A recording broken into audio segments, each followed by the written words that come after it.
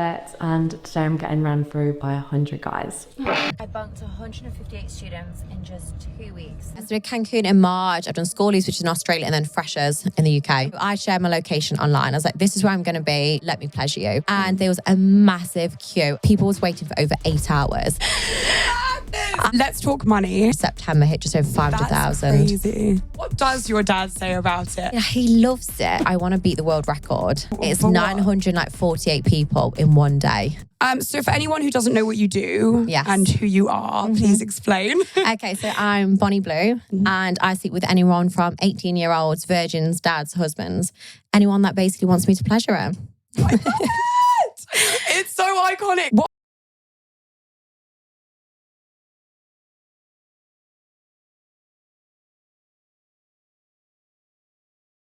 This is an excerpt from I and Thou, which I think is probably going to be at the center of a lot of our discussion. Here we go. How much of a person a man is depends on how strong the I of the basic word I-thou is in the human duality of his I. The way he says I, what he means when he says I, decides where a man belongs and where he goes. The word I is the true shibboleth of humanity. Listen to it. How dissonant the I of the ego sounds. When it issues from tragic lips, tense with some self-contradiction that they try to hold back, it can move us to great pity. When it issues from chaotic lips that savagely, heedlessly, unconsciously represent contradiction, it can make us shudder. When the lips are vain and smooth, it sounds embarrassing or disgusting. Those who pronounce the severed I, wallowing in the capital letter, uncover the shame of the world spirit that has been debased to mere spirituality. One of the kind of myths of the, I guess, the stereotypical liberal attitude to sex, which, you know, I would argue is not actually a liberal attitude to sex, but whatever, is that sex is something that people can engage in at no cost, and that you can have sex. You know, sex is basically a meeting of two inert bodies and nothing happens to them as a result of it, which is, you know, a massive lie. Like, it's you being exposed to these experiences. It's you. There's an incredible line by the writer Leslie Jameson in an essay called The Empathy Exams, which is a brilliant, brilliant essay, one of my favorite pieces of writing. But she talks about her desire to have sex with a lover as wanting to court the terrible gravity of what our bodies could do. And I remember reading that and I was like, yep, that's the thing. That's what happens in sex. Like, you're putting yourself on the line. And even if you do it as a job, even if you do it for money, your body's still on the line. And the capacity for hurt, injury, loss is built into those encounters. It's why it's a significant thing to do. It's why it's a meaningful thing that people care about. And if you're doing it with people who don't share that care, then it becomes, tantamount to violence. Okay, so as you guys know, we are getting closer and closer to the first female billionaire from OnlyFans. Ever since Kim Kardashian, we have seen an epidemic of women making tons of money doing nothing. Now, as you guys know, out of the richest females on the planet, the majority got their money through divorce. But we are actually going to see another way that we are going to be able to make money off of men. It is going to be easier to make $1 off of 1 million men than finding one man to steal $1 million from legally. So when we follow these incentives, OnlyFans, something the ladies can do from the comfort of their own home. They don't have to sleep with a guy they don't like. I mean, they got to put some promiscuous photos up there, but the ladies are doing that for free anyways. It's pretty normal for women to have half-naked pictures on Facebook, Instagram. When we think of this logically, it makes perfect sense that we are seeing an increase in the number of OnlyFans models. OnlyFans star earned $43 million this year. Thanks, top fan, for the staggering amount he spent. An OnlyFans creator who made a life-changing amount of money on OnlyFans, with generous fans giving the 20-year-old woman $43 million. So remember, we have doctors out there, plumbers, electricians, the hardworking men like yourselves that build this country up.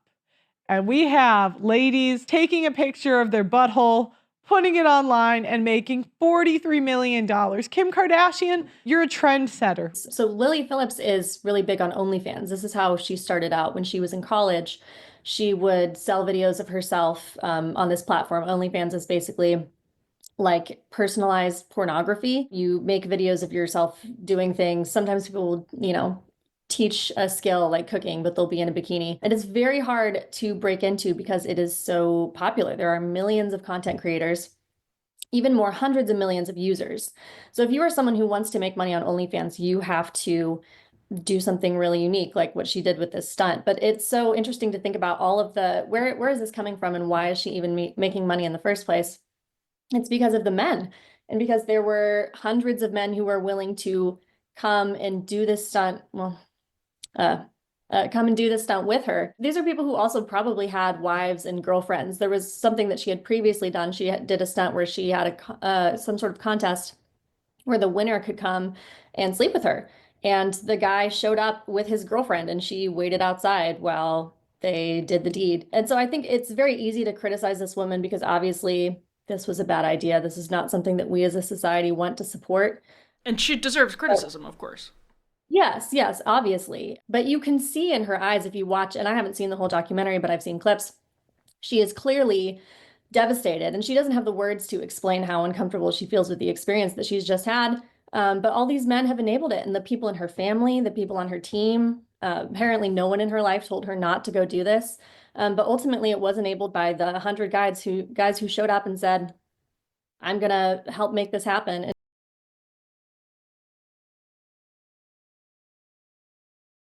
The truth is that if you are going to engage in sex work, you are going to probably make a lot of money, especially if you're young.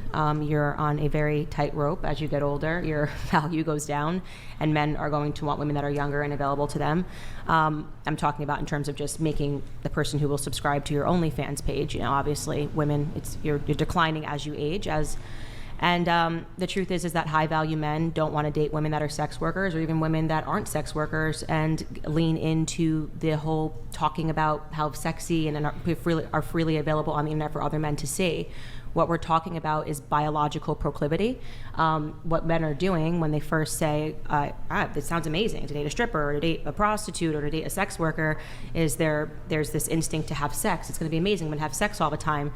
But then when they realize that actually a form of wanting to be in a relationship is feeling that there's a mystery to a woman, that there's something that's yours, there's something that's sacred, there's something that's powerful and beautiful that just you share.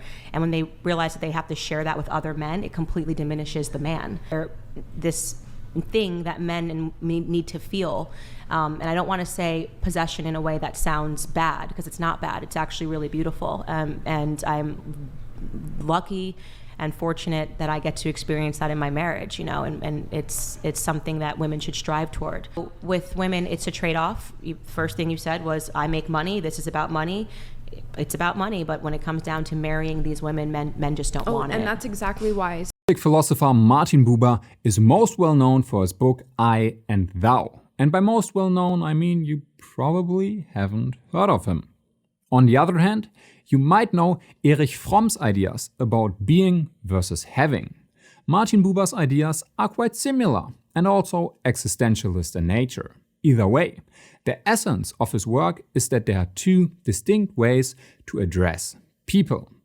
Depending upon the mode that we are in, reality, or at least our version of reality, changes. The two modes are namely the I-it mode and the I-thou or I-you mode. The first mode is the dichotomy of I-it. In this mode, we see people as an it. We see them for a very practical purpose, a means to an end. For example, you could have friends just because they provide fun and help if you need or want it. Generally, this mode is rooted in the past. We define people as the collection of information that we accumulated about them throughout the years. We reduce them down to a very specific tiny set of features. A rock has a specific weight, size, and shape. In the I-It mode, we see other people as objects, just like rocks. The only difference is that humans, with their manifold characteristics, occasionally are a little bit more complex than rocks. The treating people like objects is wrong because humans are made in the image of God, and porn almost always is treating people like objects, so we should be cautious of it because there is a soul danger, and by the way, it's usually women that are harmed. Talk to me about how you land on porn given that. Oh, porn's awful. I mean, porn is, as an industry, porn is, I have come to believe, inherently and inevitably exploitative and expropriative of human value. And it simply is an industry that treats people as things. I guess when you've promised something to people who support you, it's kind of hard to let them down. So what's upsetting Phillips in that clip, she says, is the idea that she did not live up to her end of the transaction. Like, she owed these men more. And if you make a slightly inadequate batch of cookies for her customers, let's say, you might get upset with yourself, but you probably wouldn't cry like this. Phillips explained her puffy red eyes at the end of the day, not as the result of crying, but of bodily fluids. So to be clear, this is an exceptional case. Most women will not do this. What can this actually tell us about our culture then? Well, first, if sex needn't come with emotional baggage and can morally function as a transaction, we should ask ourselves why Lily had this experience, even after taking it to the extreme. Running a marathon can be very emotional and taxing, but it's not like this. To me, what's sad is how many men participated, along with Phillips' team, who can be seen throughout the documentary, treating the experience pretty coldly, like bringing in Febreze and electrolytes, putting a baby monitor in the room to keep track of any possible safety problems. A lot of people suffered moral injuries that day in London. And this is just ghastly. This is just...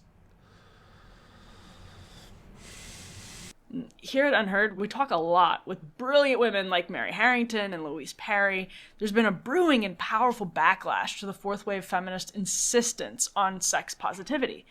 Obviously, a lot of this conflates pornography and prostitution and hookup culture, but the concept of, quote, sex positivity is what brings all of this together, that it's empowering and natural to pursue these behaviors and that they should be normalized, as should then profiting off of them.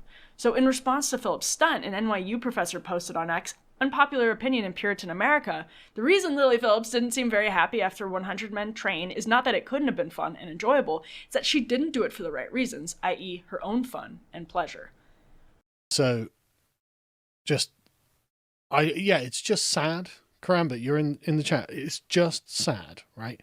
Everything about this is sad and a damning indictment of the state of our civilization generally.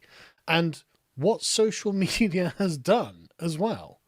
Right? So if you were to be like, right, okay, I want freedom, and then something like this happens, do we then have a conversation about the limits of freedom?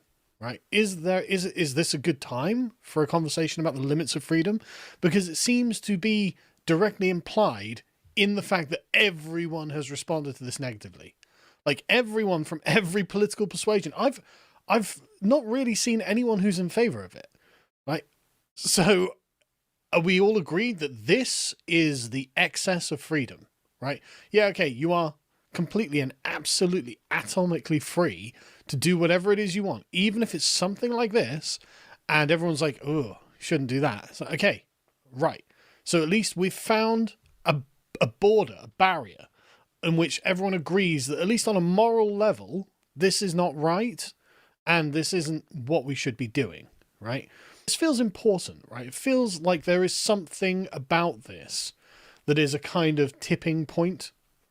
That it's like, okay, look, if we're all okay with this, and this is just the way things are in the future, like, she's going to set an example to other young women and men going on into the future. And this is just what normal is going to be, right? Like, if we're not shocked by this, and we don't say there's probably a limit you've crossed, a threshold you've crossed here that ought not to have been crossed, then we agree that there are no thresholds, that there's nothing off limits. And, you know, by what standard are we going to be able to criticize anything coming in the future, right? Obviously, sex has always been rampant in our society. Porn has always been a huge thing. But it's never been a thing for a porn star to just casually talk about her day in the life and put it on social media for everybody to see. Even the people that aren't consuming porn, it's just normalized for them to see these girls doing this kind of work. Yeah, social media has definitely changed the landscape of this a lot. And it's also changed, I think, the women who are willing to do prostitution because of the amount of money that they can make doing this. I can't even imagine the millions of dollars she probably makes on the other end of making a video like this. And a lot of people are saying, obviously, she's psychologically damaged in some way and that this is not going to be helpful in the long run. But once you've infused a whole bunch of money into the industry, you're going to start to see very different women and people who we would typically view as maybe high value women, obviously prior to their sexual engagement with 100 men, entering this sort of profession and doing it for OnlyFans. I can only imagine the type of money she's making, and that's insane. France have now banned under 18s from accessing any kind of porn in a very, very effective way with some kind of ID code, and apparently it's watertight and very impressively done. And if France, the sort of most sex-loving country in the planet, see the, you know, porn's not sex, it's horror, most of the stuff our children are seeing. And it is becoming a tool in mixed schools, especially, of intimidation and humiliation on a whole different level. And it's making girls, you know, Jean Twenge said something like self-harm among 10 to 14-year-olds has quadrupled in the last 10 years. That's among such young children. Not that that's necessarily to do with the porn, though it's happening younger and younger. We have to ban porn for teenagers. They're beginning to not be able to be turned on by normal interaction between girls and boys because they're used to seeing such extreme imagery. So violence in a sexual setting is now completely normal. Girls feel they have to put up with it to sort of not be embarrassed by the boy, you know, the next day. And I think girls think it's sort of feminist to offer themselves immediately. Which, as you've said, makes them feel horrendous afterwards. And nobody's winning from the porn plague. And that's something else that we have to grow balls about and stop our young children being decimated by emotionally and mentally. Not the sneaker shot. Oh my God, how pathetic do you have to feel as a man to be waiting with not just a couple, like several guys? Yes. 100 guys. You're literally sitting in line. You're about to fuck the same girl. Yeah, right. One after the other. That is so disgusting and strange. Earlier, you're like, these men need to be exposed. There needs to be okay, I don't necessarily need to think they need to be exposed or whatever. It's on her OnlyFans. They're choosing to do this. But if I was ever dating a guy and for some reason had no idea this was something they did prior, I would crash out. Yeah. I would go into a psychological hole knowing that somebody did something so pathetic. Oh my gosh. I honestly can't think of something more pathetic. We do not lose ourselves in these I-thou moments, but neither do we see each other from a cold distance. Most of our lives are defined by the I-it mode, since it is quite literally the practical mode that we use to achieve our goals. However, the I-thou mode is what many people crave.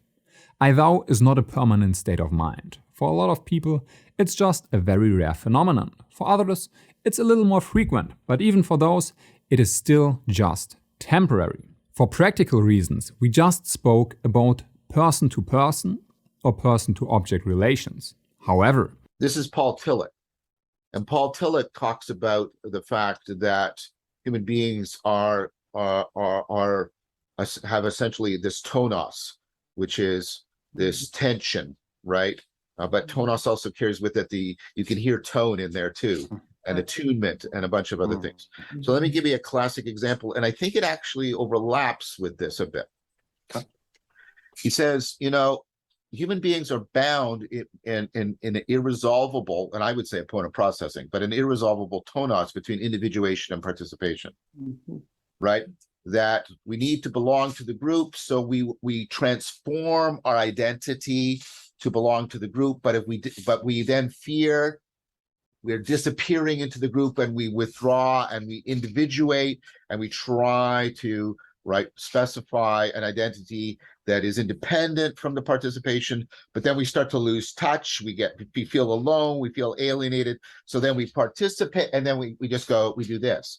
And then he said, any attempt to resolve that will cost us our humanity. And he was proposing an existential model of, he's an existential theologian, of not trying to resolve it in some Cartesian fashion, but instead enter into a proper appreciation and appropriation of it, to actually not put your identity in the individuation or the participation, but actually in the tonos, to locate identity there. And what's actually a scary realization is when we look at Alphaba's story, she is called wicked so much that it eventually sort of manifests and she becomes that and she leans into it. I don't know what happens when you consistently accuse people of being fascist or Hitler when they are not, in fact, manifestations of those ideas or of that person. But if we're following Gregory Maguire's playbook here, it doesn't end up good. And I think we've actually seen this many times in our society. There was a sort of battle against masculinity and this extreme cause to label masculinity as toxic. And we put that out into the world and made that a battle for people to contend with. And in the wake of that, we got people like Andrew Tate who decided to lean into this label of toxic masculinity in a way that I don't think is too helpful whatsoever. And as much as people are willing to label him a villain, they're not so willing to look at the environment that creates one, the environment that creates wickedness, the very heart of the film. And if you're not vibing with that example because it's too right-leaning, let's look at a left-leaning example of that. A lot of women feel as though they've dealt with slut-shaming or this sort of cause to repress their sexuality. They're labeled as sluts, and you say that over and over and over and over again. And eventually what manifests is the extreme of that accusation. Now we're in a deeply entrenched pornified culture and OnlyFans culture. We have women going around and sleeping with 101 men in one singular day and doing that for internet content. Has the environment and our accusations and our misinterpretation of what's taking place actually created the villains that we're now dealing with, or the extremists or the radicalized versions of these ideas? Mm-hmm. So if anyone wants to claim that she may have went through something or is going through something, I'm sure it's totally fine in her brain, because when you're making $500,000 a month, I'm sure she'll justify any kind of issue she's going through. Yeah, and we'll see what sort of issues she deals with down the line after this, because there's no way that this does not instill and inject damage all into the mind, body, spirit, whatever it is you believe in. I'm not religious, but she's got something going on. Yeah, I mean, we know it's probably likely she is going to go through some religious, spiritual journey after she's lived this life. Oh my gosh, the OnlyFans to born again, Christian, Muslim. Your biggest fantasy is not even my biggest. It's like one of my. Okay, God, strip me now. Like, this is now time to start peeling away the onion. It's pipeline, whatever the fuck, is wide open, guys, wide open. Let's keep watching. According to Buber, the I-thou relationship stands at the core of growth, creativity, and spirituality, as in these moments, the so to speak distance also decreases. In the religious sense, you are not becoming unified with God, but rather experience God, whatever that may mean for you, fully, and you are quite close to him or her. And that now, Phillips is actually upping the ante. This week in Unheard, Poppy Sowerby referred to the engagement, quote, arms race on OnlyFans, writing, "Haven't you heard? Prostitution is empowering. Liberated super vixen and self-described feminist Lily Phillips, 23, has declared she is to embark on the sticky Sisyphean task of bedding 1,000 men in one day." Tristan Tate weighed in on Phillips' next frontier by suggesting people disrupt the process and go undercover to offer prayers and well wishes, making it impossible for Phillips to produce a video. I don't know if anyone's actually going to go through with that, but I think a lot. Back to an old BuzzFeed article that was headlined, quote, "These Gen Z women think sex positivity is overrated." Here's what one 23-year-old rape victim told the reporter, quote, "It feels like we were tricked into exploiting ourselves and tricked into thinking it was our idea. I would say I gathered this mostly from media. Sex and the City, Girls, HBO somehow did a number on me. Books, social media. You read a lot about sex positivity on Tumblr, you read a lot about it on Twitter when you were in high school, and it gets really ingrained in your brain that you need to be comfortable having sex with someone you're not committed to. I think in my feeble 18-year-old mind, it was probably not what I needed to hear. I mean, I definitely wouldn't say that like swapping DNA is like just sex. I mean, a man leaves a piece of himself inside of you. But man, that's the way they think. And like for women, we get attached to them emotionally, having sex with them. Which is why it's more of a, when women have a lot of partners, it is different. It is worse in a way, and people don't want to admit that. But because we are more emotional, there is an attachment. It isn't just sex for women. I think women are damaged by those relationships. Women like to think, because of the social simulation, that it can just be sex, it's whatever. Non-committal, the only people that benefit from that lie are men. It is not great to have sex and have a man not call you back. It doesn't feel good. It doesn't matter if a BuzzFeed article says it does. I had a wonderful weekend and this is why I had sex and didn't worry about it. You feel used, and especially I would say if you're not a sex worker and a man does that and never calls you back, and you don't even have money to show for it, I think it diminishes your self-worth even more than your worth to a man. Sorry, I disagree with the idea that sex doesn't harm, or casual sex wouldn't harm a man or does harm women, or that sex is just sex. I think a lot of people tell themselves that, but I think it can like lead to a lifestyle of just like pure hedonism, whether you're like a man or a woman, and that can be like dangerous because then you're losing, sight of other things that you value or other aspects of life. So I don't really think I think for some people that can be true, but I think for the majority of people, like there's a reason why a lot of people are only into monogamy, or why that's been like the norm for a lot of cultures. And I think most people are a little bit hardwired to kind of seek out those intimate relationships. And I'm not saying it's impossible. I'm just saying I think that's how most people are, where casual sex can be harmful. But how beautiful and legitimate the vivid and emphatic eye of Socrates sounds. It is the eye of infinite conversation, and the air of conversation is present on all its ways, even before his judges, even in the final hour in prison. This eye lived in that relation to man which is embodied in conversation. It believed in the actuality of men, and went out toward them. Thus it stood together with them in actuality, and is never severed from it. Even solitude cannot spell forsakenness, and when the human world falls silent for him, he hears his daimonion say, "Thou." What a picture of the future. Imagine a boot stamping on a human face forever. The moral to be drawn from this dangerous nightmare situation is a simple one. Don't let it happen. It depends on you.